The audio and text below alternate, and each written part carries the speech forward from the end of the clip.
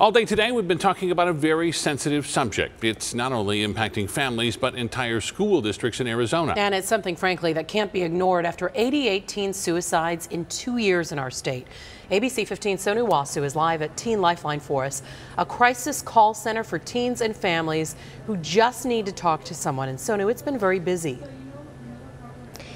That's right, Katie. 23,000 phone calls and more than 1,400 text messages received by the specially trained volunteers in this room just last year. Now, tonight, we want to let you know that these counselors are here for you, whether you're a child or a parent. They're here 24 hours a day.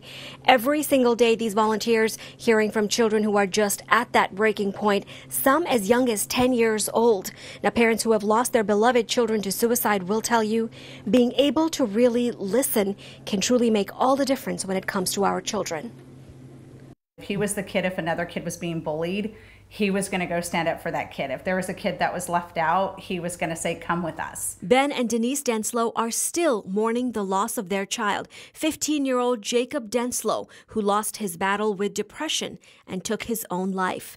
Now they want to share some of the warning signs they saw with other families. One thing that I did notice, a lot of screen time, a lot of isolating, a lot of on your phones constantly, on the computer constantly. Pulling away from friends and family, losing interest in things they once loved, and the desperate feeling of hopelessness. Just some of the things that now stand out.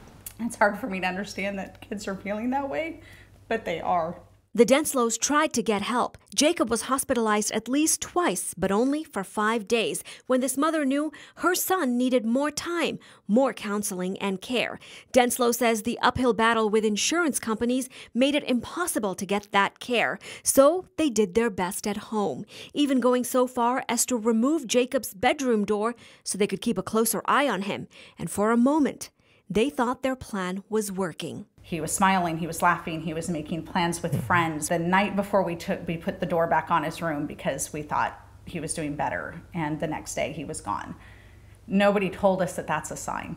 That if they all of a sudden, out of nowhere, out of the blue, they're doing better, that can also be a sign that they have decided and they're at peace with their decision. There are so many warning signs parents, friends, or any caregiver can be on the lookout for. One of the things you want to note is the language your child uses when talking about the future. They may give verbal hints indicating they won't be around.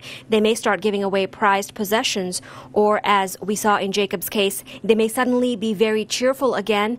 Big shifts in personality can be something to keep a very close eye on. But the hardest part for so many families is how you talk about this very difficult subject. And we are learning that what you say and how you say it is so important, can make a big difference in this case.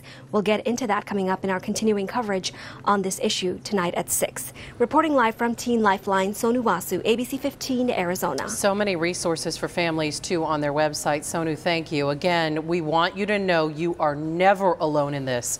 For a complete list of those warning signs and other resources, you can visit our website as well at abc15.com. All the links are there.